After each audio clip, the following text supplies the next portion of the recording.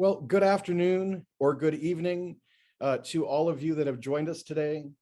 I'm Eric Langenbacher, the director of the Society, Culture, and Politics program here at the American Institute for Contemporary German Studies in Washington, D.C. We're really pleased to welcome Armand Zorn to this webinar today. And just to give a little bit of context, there's a very important election coming up on September 26th, which of course is the election for the German parliament, the Bundestag. Unlike the last, God knows how many elections, this one is very close. This one is very dramatic. We've seen all sorts of changes in the strength of the different parties just over the last couple of weeks. So it's going to be a very dramatic time between now and September 26th. In particular, the Social Democratic Party of Germany is polling better than they have for quite some time. And serendipitously, Armand is a candidate for the Social Democratic Party for the electoral constituency, the Wahlkreis of Frankfurt 1 in the state of Hessen. I think that Frankfurt 1 is the western part of the city, including the Altstadt, if memory serves. So he's running to be the constituency representative from that Wahlkreis. So Armand has a really fascinating background, hailing from Cameroon originally, having migrated to Germany around the year 2000, having studied in Halle. So there's an East German connection here as well. And then having really quite a stupendous career abroad in Germany. I think you worked for the Ministry of Finance for a while, and now you're an economic consultant.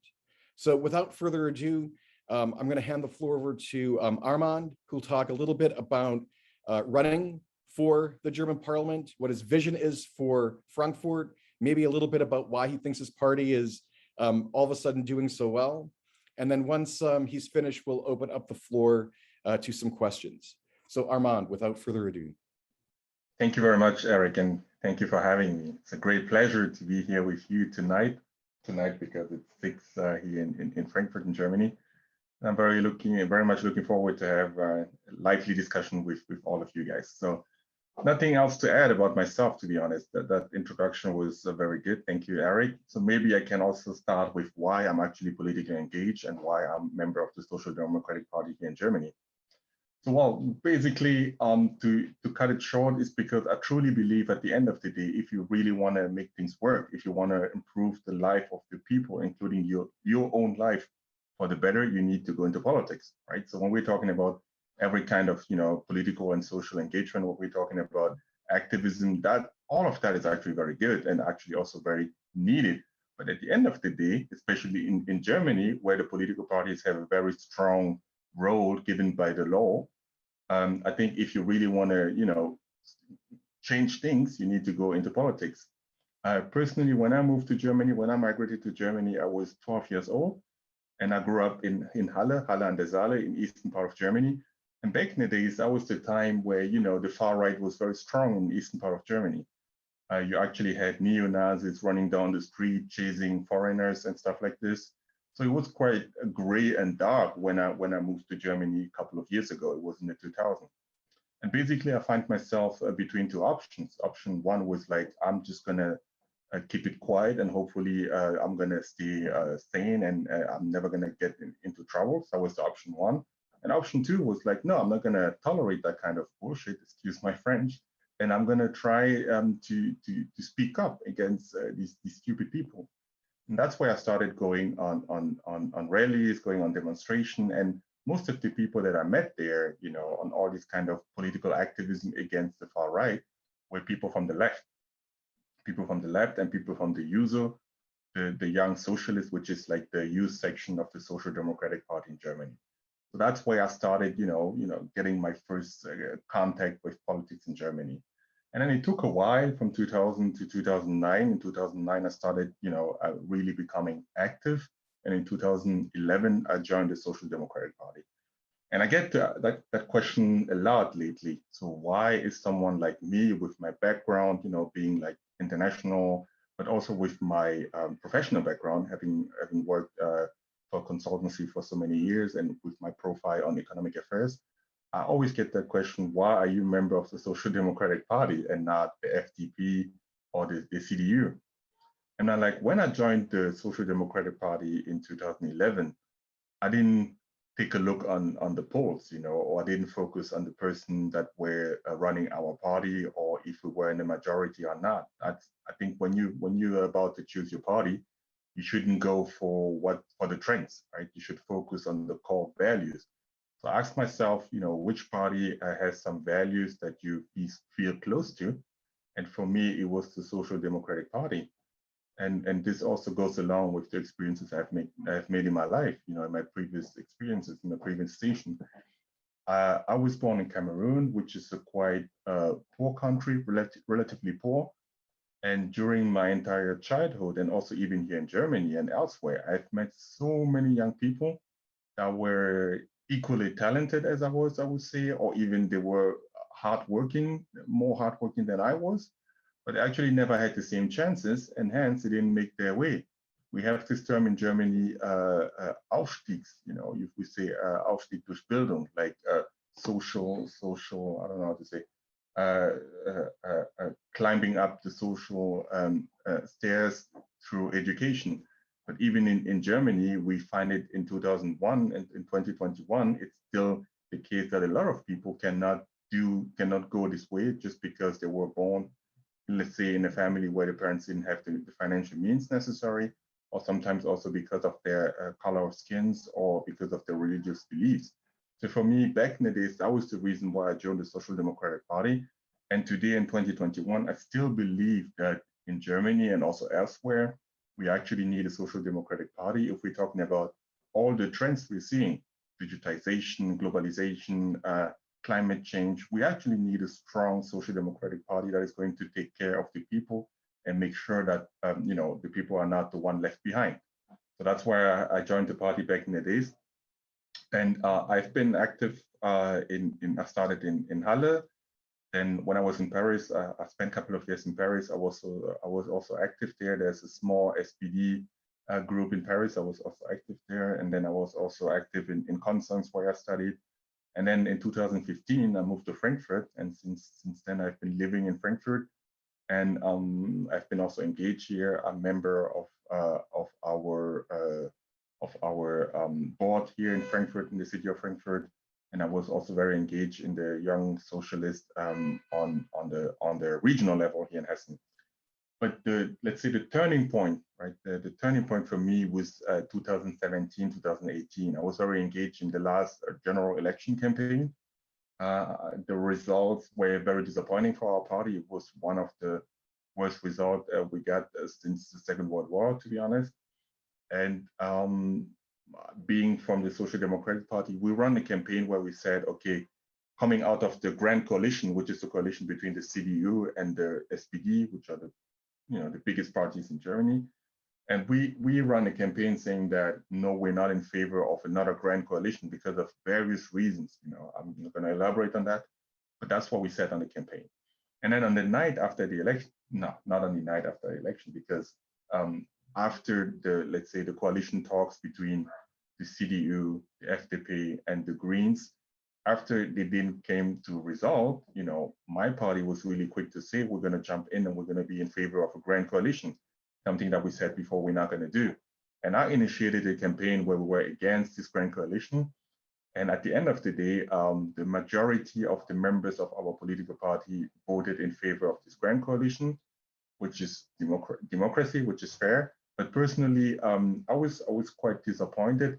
And also when I see what we did, you know, in the years after the introduction of the new Grand Coalition, I felt like we are losing profile. We as a Social Democratic Party, we're not actually doing the policy we wanted to do.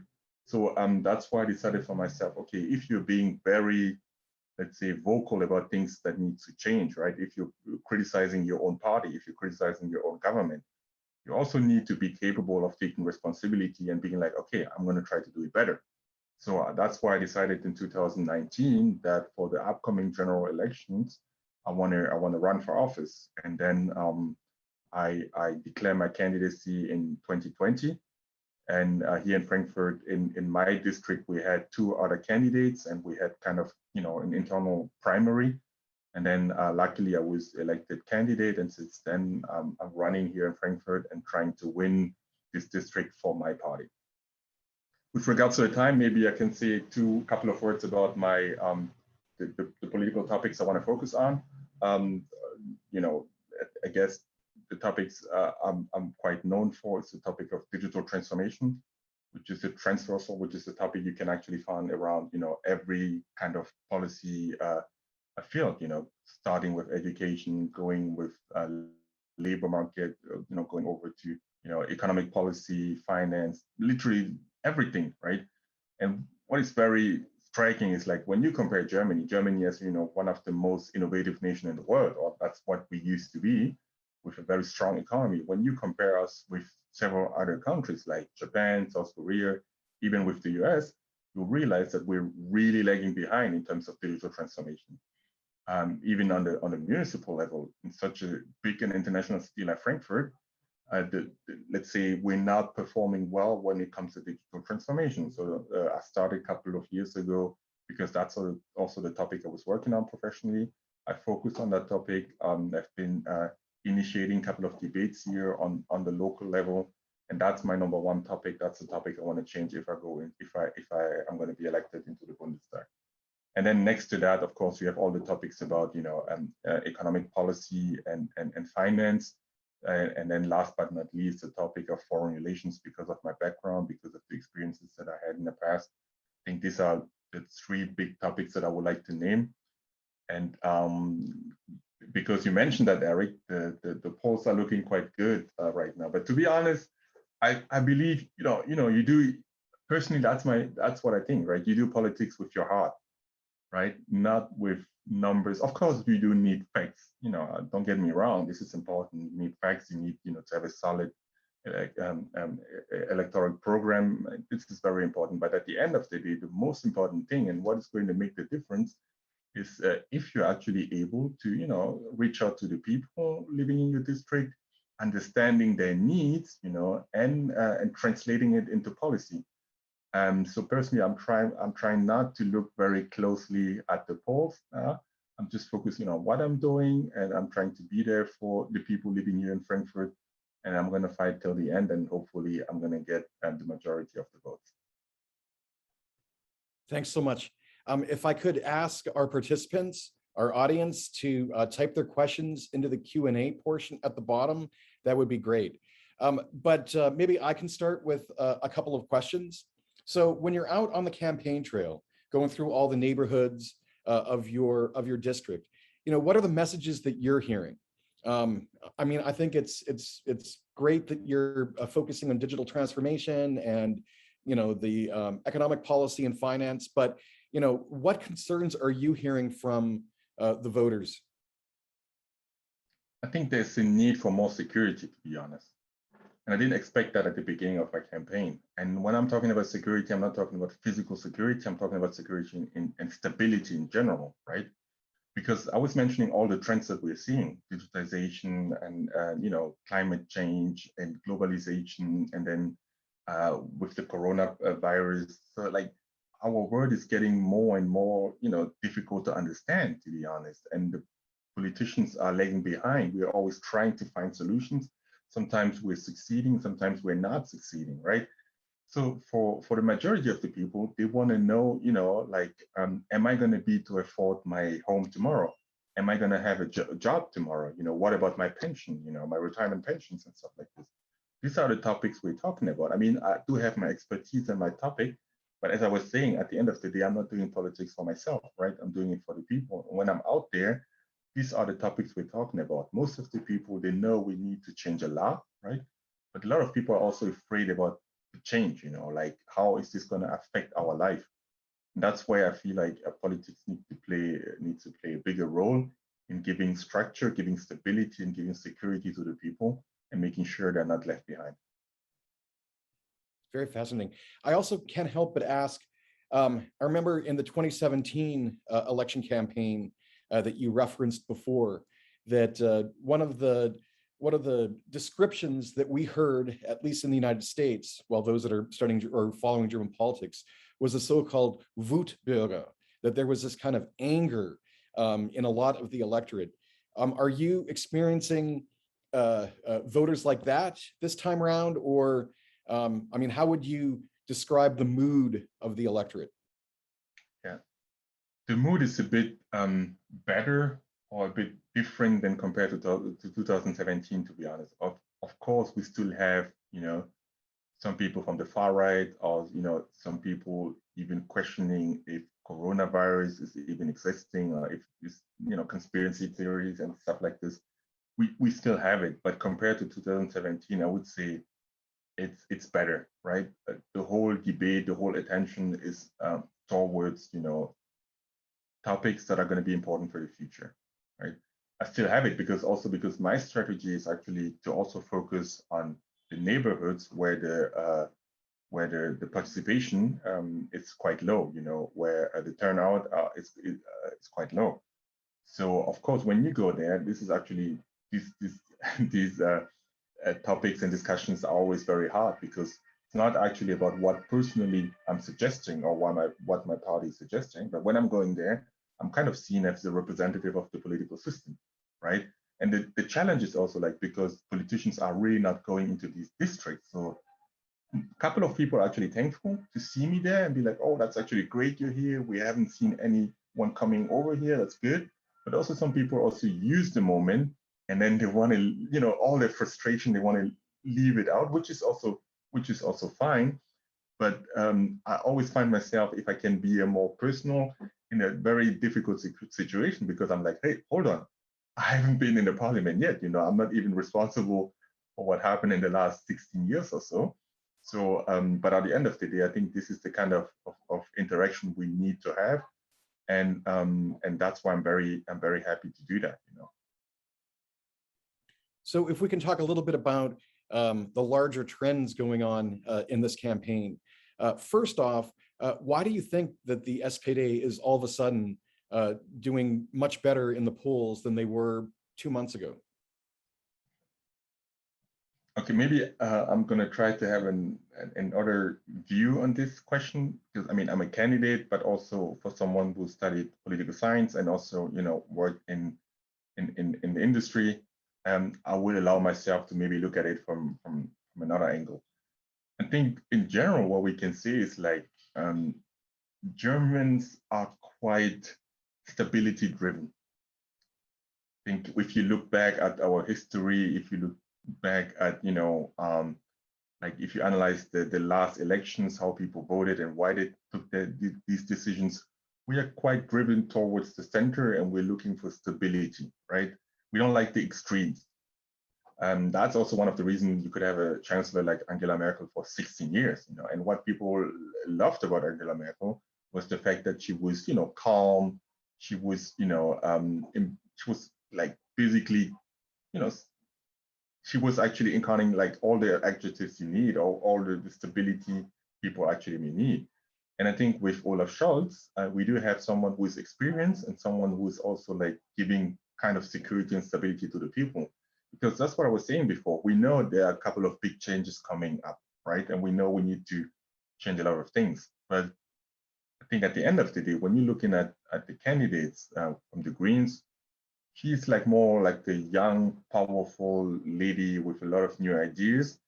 And from the CDU, you have like the candidate from the CDU. And I was saying, I'm going to say he's probably not as experienced as, and not as, controlled as our candidate is. So I think actually the fact that people want to have Olaf Scholz as the next chancellor is playing a big role. All right, so on the issue of the outcome of the election, having watched the, what do they call it, the Kanzlertriell the other day, which was so refreshing coming from an American perspective that, real issues were actually being discussed, well, here and there at least. One of the issues that came up was, to Scholz was, well, if a red, green, so SPD, Green, and Left Party coalition were possible, would he, agree to that as the next government? So more specifically, do you think that the left party is an acceptable potential coalition partner? Well, honestly, I totally agree with what Olaf Scholz said, basically. And personally, when I get these questions, I'm trying not to answer them, not because I don't want to answer questions, because I find it kind of difficult to talk about coalition, although we don't even know, the outcome of the elections, right? So I would say I'm fighting for a strong SPD, and I'm fighting to get the majority of the votes here in my district. And then on the 27th of September, one day of the election, we're going to have the results. And based on that, we can start discussing with the different parties and see what majority is necessary for the next year. But at the end of the day, I think some criteria are quite set. I was saying the Germans are really interested in stability and security. And I think also Olaf Scholz and my party, we want to have, a stable Regierung, a stable government that is going to be able to tackle down not only all the issues you have here on a domestic level, but also all the challenges that may come across on the global level, right? And for that, you need really a fraction. You need a party you can work with, and not, a party that is, let's say, not certain when it comes to a couple of things, especially when we're talking about foreign policy.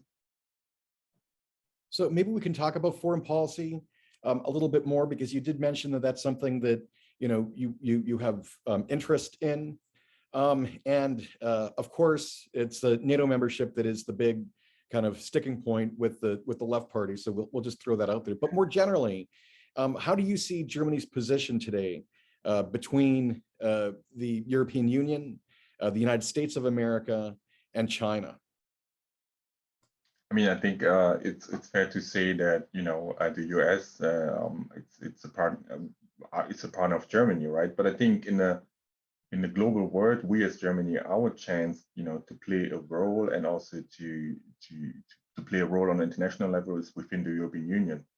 And personally, I'm on the one hand a bit disappointed, to be honest, because if you look back, you have with President Macron and all the previous French presidents, you had all of them coming up with a lot of very good proposals in terms of European integration, right?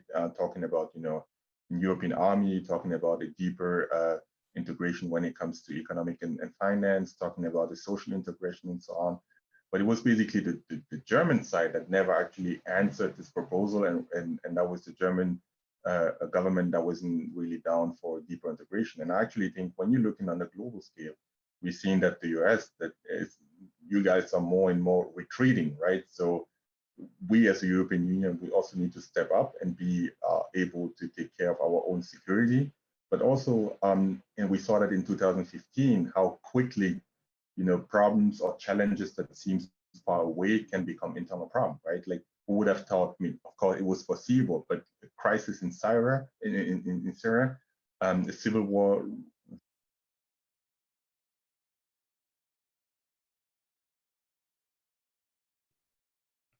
Armand, I can't hear you all of a sudden.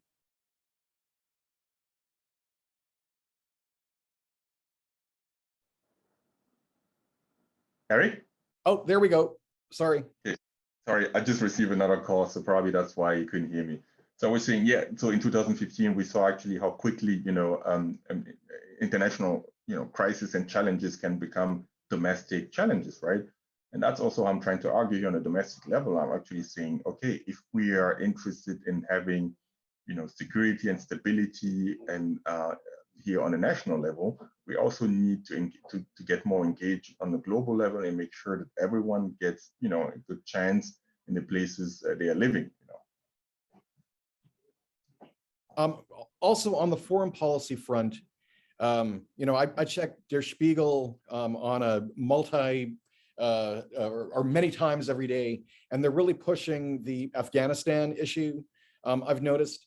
And do you think that the events in Afghanistan, in particular the withdrawal of Western forces, is having an effect on the campaign, is affecting how voters perceive the various parties?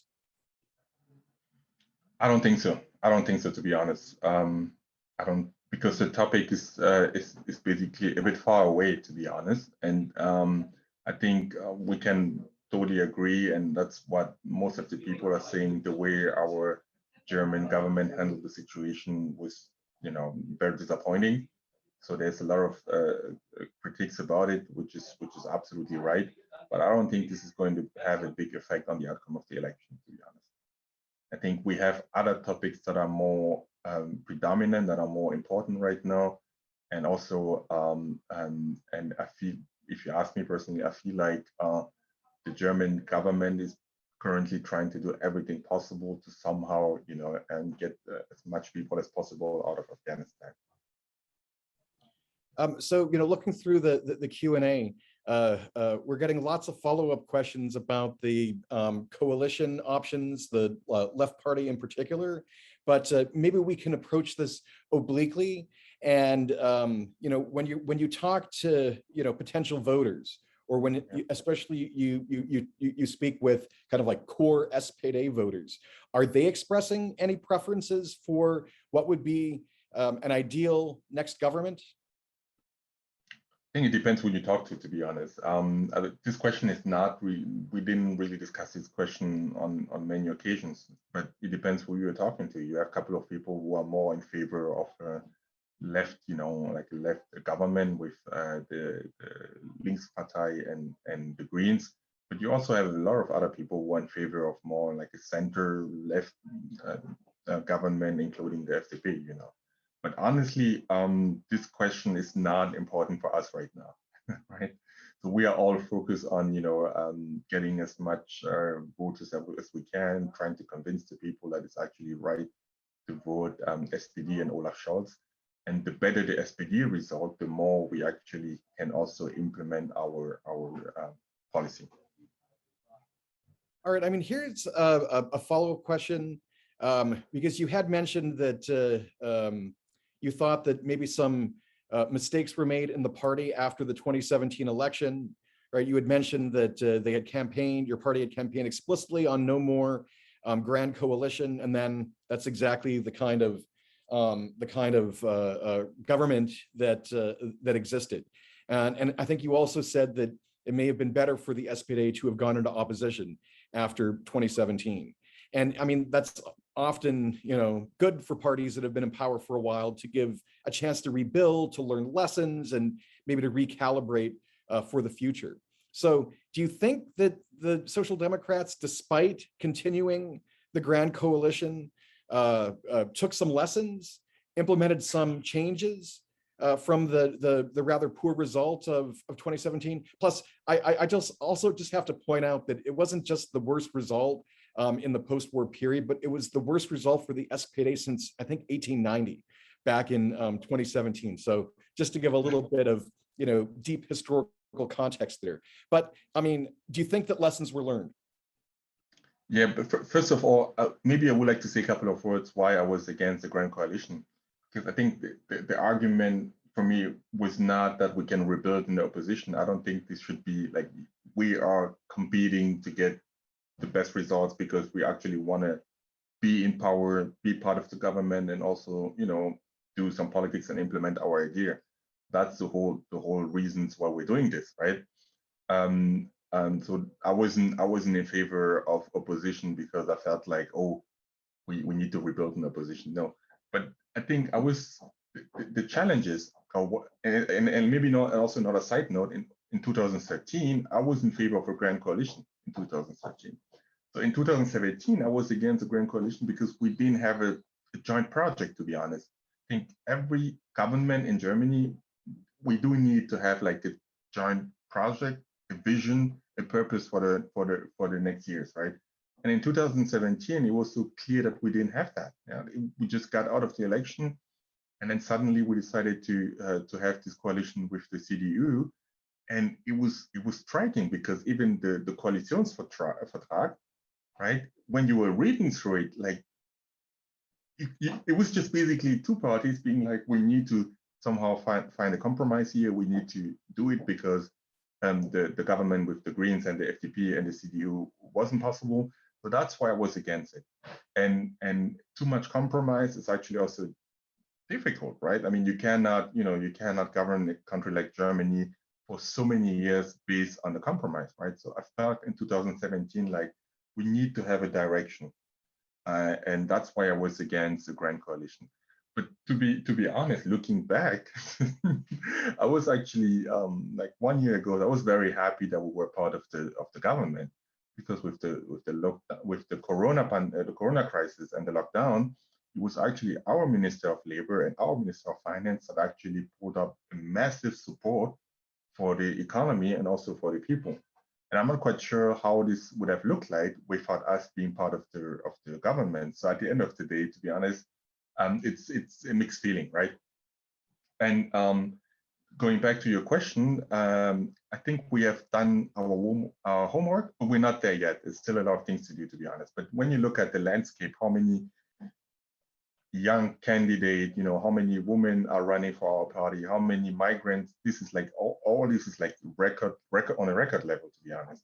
So I'm quite sure that the next parliament or the next MPs coming from the Social Democratic Party are definitely going to be different than the last parliaments we had. So I can see some progress there, but to be honest, there's still a long way to go, because on the other hand, what we're also seeing, especially when it comes to all the the political activism we have here in Germany. You have Fridays for Future, you have Black Lives Matter, you have Pulse of Europe, you have all these organizations. You have young people going on the street, being politically interested, but not part of the political system, right? And I think this is really this is an issue for our democratic system. And I feel like my party also needs to do more when it comes to attracting young people and making sure that they're also part of the political system. All right, for some reason, your answer made me think of my favorite quote ever from a social democratic politician in Germany, which was "Opposition ist Mist." If you remember that, I think that was Müntefering. We're getting lots of great questions, so I'm going to apologize in advance if we can't get through all of them. But you were just talking about reaching out to young people. You mentioned that there's a record number of candidates with a migration background, people of color that are running. And so maybe we could hear from you about your own experiences as someone with a migration background, as a person of color on the campaign trail. Have you ever experienced any racism on the campaign trail? Has that even been an issue? Not yet. Honestly, I was expecting it to happen, but until now, things went smoothly, to be honest. I had a couple of my posters being destroyed and stuff like this. But all in all, I would say it's actually going quite well. But I think the challenges that a lot of people, especially people of color, are facing in Germany when it comes to politics, or when it comes also to to economy and businesses, and when it comes to also cultural institutions and stuff like this, is the structure actually making it difficult for them to succeed. Because if I can share a couple of experiences that I made during the internal primaries that we have, my challenge was actually to portray myself as an MP. And basically, because if you ask most of the people, within my party or also in Germany, to think about an MP, right? Most of the time they would think about a man, unfortunately, and he's probably going to be white, right? And he's probably going to have a certain age and a couple of more, characteristics that are not close to me, So it was kind of the more storytelling work that I needed to do to let our members of our party see, okay, maybe I wasn't born here, right? Maybe I look a bit different, but we do share the same values, right? So I really had to do some storytelling work there and actually really identify the common values that we have, although I may look different, or although I wasn't born here in Frankfurt or in Germany. Yeah. All right, on that more personal note, there's a great question here that I really do want to kind of pose, which is that you can learn a lot about a candidate, a lot about a person by what they read. So what would you say are some of the most influential books that have made you who you are? Oh, this is hard to say, to be honest, because I read a lot and very, like going from classic literature to some. But the last book that I read was actually I forgot the name and how to say it in English, but it was very nice. I was a journalist. He basically was observing politicians for like five years, I think, at the German Bundestag, and he pictured a very honest but brutal life of the MPs. Basically, he was actually, sharing how they live in Berlin, what struggles they have, how anxious they are, how they struggle, how they're nervous and stuff like this. And actually make me, it was a good preparation, or it is a good preparation apparently for what is awaiting. But on the other hand, it also made me feel a bit better, because at the end of the day, politicians are just like people like you and I, right? Some of them are super smart, some of them are not so smart, some of them are very nice, some of them are not so nice. And at the end of the day, they do struggle like you and I. And, so I find it very nice to see the human face, or the human part of politicians. All right. You also had mentioned at one point in your remarks that the polls are looking good right now. I was wondering, I mean, maybe those are proprietary polls, but if you wouldn't mind sharing, what you see going on and what your chances are. Yeah, so on the national level, it looks quite okay. So the SPD is around 25% right now, being strongest party, followed by the CDU with 20% and the Greens with 18%. So that's quite good. And here, Frankfurt, it looks even better. So according to the polls, I'm leading with, let's say, 32%, followed by the candidate from the Greens with 22%. But honestly, I don't even want to think about it. I don't want to focus too much about it, to be honest, because I also know how they're doing it, how they're running the statistics, and I know this is not really representative, especially on the district level. So let's say it looks good, and this is also the feedback I'm receiving, right? I started very early with the campaign. I remember it was mid-May. Mid-May, that's when I started going out, going to see people, talking to people and stuff like this. The mood was always okayish, quite positive, but reserved.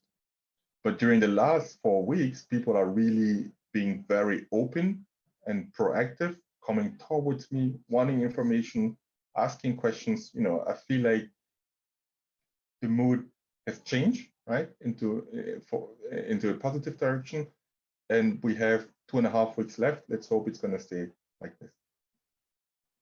So, I also can't resist getting more insight into, what it's like being a candidate, not just in Frankfurt, but in general. I mean, what does a typical, day look like? I mean, I see the videos here and there on, the various German sites, and there always seems to be a beer and a beer garden in a candidate's day.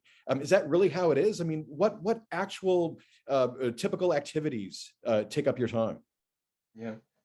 It is how I used to be honest, and I miss these times, not because I like beer, but more because of the coronavirus. This is a big challenge for our campaign activities, to be honest. It used to be the case that you have all the kind of festivals, especially during the summer, and most of the time general elections is in September. So you have the entire summer where you have all the street festival, you have all the the Vereine, the associations here in Germany organizing an event and inviting all the politicians and stuff like this. It's actually nice because you get to meet people, right? You're working around from one festival to the next. You can introduce yourself, you get some feedback, you get some questions, stuff like this. All that didn't happen this summer. Like we just had probably 5, or we're probably going to have in total of 5 festivals, which is nothing compared to the 50 or 60 festivals that we used to have during the last general election in 2017. So this is a challenge for all of us, and I really miss that, right? So basically, my day looks like I will wake up very early in the morning, let's say 5:30 to 6, and then I go to central transportation stations and distribute some of my flyers there, right? Try to meet the people when they're going to work, distribute a couple of stuff. Sometimes I will also include, let's say, an apple or something else sweet, just to give them something sweet to start their day with. And then I will go back home, work on some emails, respond to some emails, and then, maybe sometimes also write an article, stuff like this. And then I'll go to the Wochenmärkte, like the traditional markets we do have here. That's also a great opportunity to meet people, although this is not so crowded as it used to be, but also meet some people there. And then from time to time, I have a meeting with some association where we talk about their expectations and what they actually expect an MP to do for them. And also, I can also present our proposition when it comes to that. And then in the evening, starting at 5, we will do what we call Haustürwahlkampf, where we'll go from door to door, especially in the neighborhoods where we know we have a lot of potential as a Social Democratic Party, and remind the people there that we have an election coming up and that's important for them to go to vote, right? So the day is really full with a lot of meetings, but I actually like it because honestly, I do like campaigning. I like campaigning because that's a time where you get a lot of feedback from the people, like that's where you really get confronted with the reality, right? Not only what you're seeing in the big shining, like business world, but you actually get to see the people where they're struggling, and where they expect us politicians to handle stuff. So I actually like that. Great. We still have several questions. I know that you are very busy campaigning, but if you still have a few more minutes, I'll get through them. Yes. So to follow up on something that you had mentioned before, the kind of when I asked about if there's Wutbürger or whatever, you said that you think that it's a kind of different mood, and maybe a more peaceful mood than it was 4 years ago. But why do you think that's the case? Is it because of the pandemic? Is it because there hasn't been an increase in migration, which had been the case in the years before the last election? Or do you think there's something more fundamental going on? I think it's a mix of several trends, to be honest. One thing is definitely 2017 was just a couple of years after the migration, right? After we had a lot of refugees coming to Germany, and where you had all these movements from the far right, most of them going to the street. So that's why the climate was kind of, very harsh back in 2017.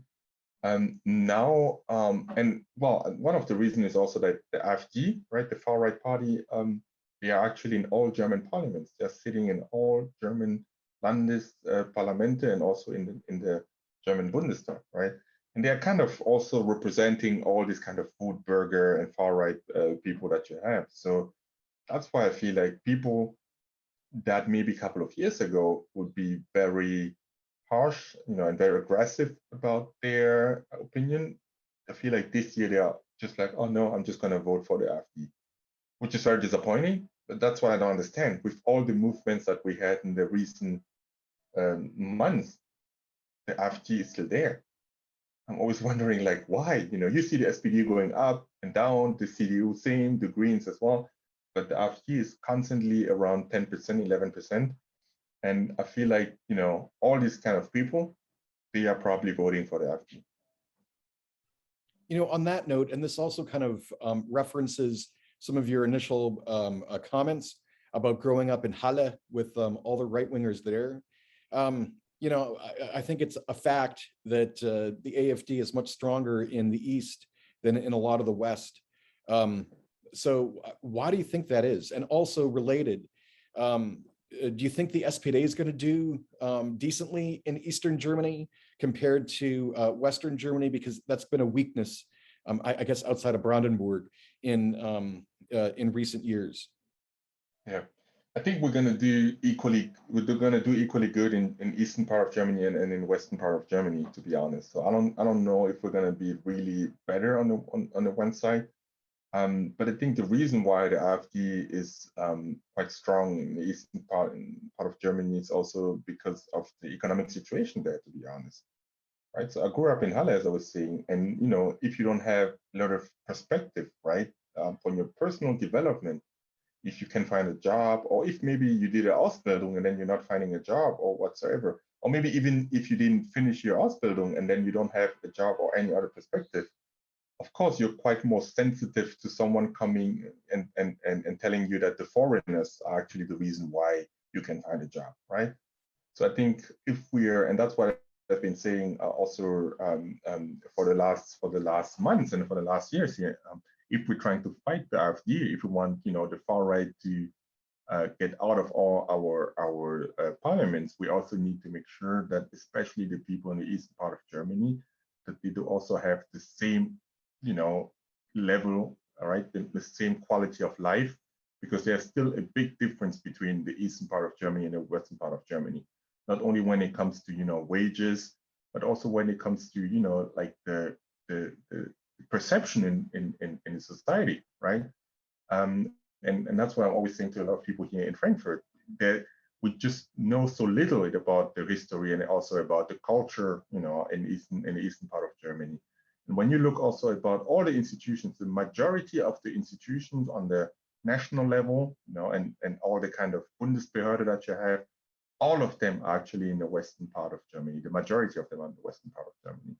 So I think there's a lot of things to do if we're trying to fight the far right movements. And I think it starts with a better social justice and social policy. So there also are a couple of questions following up on the pandemic and COVID-19. So maybe I'll combine them. So has COVID been an issue in the Wahlkreis? Is it something that voters talk about a lot?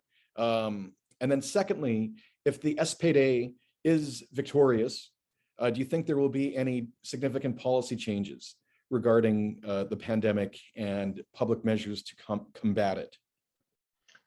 Yeah, we're still talking a lot about the pandemic. Of course, this was a challenge for all of us, but there's so many lessons to take away from the pandemic, right? First of all, talking about all the kind of, I want to call them social jobs, right? People working at the hospital, people working at the supermarkets, people delivering packages and stuff like this. During the Corona crisis, we actually realized, or let's say the entire society realized how important these jobs are, right? And so we as Social Democratic Party, we are saying, showing appreciation is also about financial appreciation, so we are actually fighting to have what we call a Mindestlohn, a minimum wage. We want to raise that from in 2017, it was 8.50. Now, we are around 10.50, and we're talking about raising that up to 12 euros per hour as minimum wage. This will lead to 10 million Germans getting actually an increase of salary, right? So that's a big change. So that's one of, you were also asking what is going to change after if we actually become the winner of this election. This is definitely something we're going to implement. But also another thing was, I was talking at the beginning about the digital transformation, and the entire society actually realized how bad we are lagging behind when it comes to digital transformation. So from one day to another, you had a lot of, you had a lockdown, and all the students and all the people needed to stay at home and do online Unterricht, online education. And it didn't work at all because the entire infrastructure isn't there, right? So on the one hand, you didn't have, let's say the iPads and the stuff necessary for every people. But on the other hand, you also had the teachers that are not really trained to deal with this kind of tools and methods, right? So it was a nightmare for the parents. It was really a nightmare because they needed to sometimes go to school and take the printed, content, and then come back at home and do homework with the children, and then bring it to the school to school on the next day. So here, everyone was still talking about it, and I think this is definitely something that would change with the SPD and being part of the next government. All right, we're rapidly coming to an end of our time, so I'll just pose one more question about foreign policy. We have a question here about, well, China in particular, but perhaps more generally, it seems that Merkel has not pushed human rights concerns, like in Xinjiang province and in other places. I know there is a social democratic foreign minister, but it seems that foreign policy is increasingly coming out of the chancellery. So if the SPD were to gain the chancellery, do you think there would be changes in at least the emphases in foreign policy? Do you think that human rights and combating human rights abuses would be a higher priority? I hope so, to be honest. I hope so. But I also want to be like, it's always, you know, let's say it's actually a tight balance, you know, to do between, you know, staying, and it's the same with Russia, if we're talking about Russia, diplomatic dialogue with Russia, with China, and so on, but also being very direct when it comes to human rights abuses, right? I think that's what our government has been trying to do lately. But at the end of the day, we've reached a situation right now where we are all, you know, dependent from each other, right? The US, European Union, Russia, China. So we reach a level where actually we need to be really careful about the next steps and also about what we say, unfortunately. But that's a reality. That's a reality. And I've been asked about Ukraine. I had a radio interview the other day where I've been asked about Ukraine, why the German government wasn't really more harsh when it comes to condemning what Russia did, the annexion of the Crimea, and also if we're not thinking about, you know, a military intervention and stuff like this. I was like, well, I mean, that's the beauty, but also the challenge of foreign affairs, right? You always need to think about if your next step is actually going to be a step towards more peace and more dialogue, or if it is even going to worsen the situation. So that's why I think we cannot be like, I cannot give, let's say, an overall answer and be like, yes, we're going to condemn China on every legal issue. That wouldn't be honest. I mean, I could say that, but that wouldn't be honest. So I think we need to be very careful here between, you know, kind of meeting China on the same level and, you know, also showing the respect they want to have, which is very important for the Chinese society and the Chinese culture. But at the same time, also condemning the human rights abuses that are happening. And that's what we're going to try to do. All right, well, our time is almost up. And you've answered so many of our questions. This was so illuminating and just fascinating. Thank you for taking the time, and good luck in the election in a few weeks. And for our other audience members, this has been part of a series of webinars. We also have quite a few articles and reports related to the Bundestag election. So please stay tuned for more events. We're planning one for after the election to analyze the results and to look forward to what the next government might be. So please keep looking out for our events. All right, thank you so much, Armand. Thank you for all of our participants, and we will see each other soon. Thank you. Bye.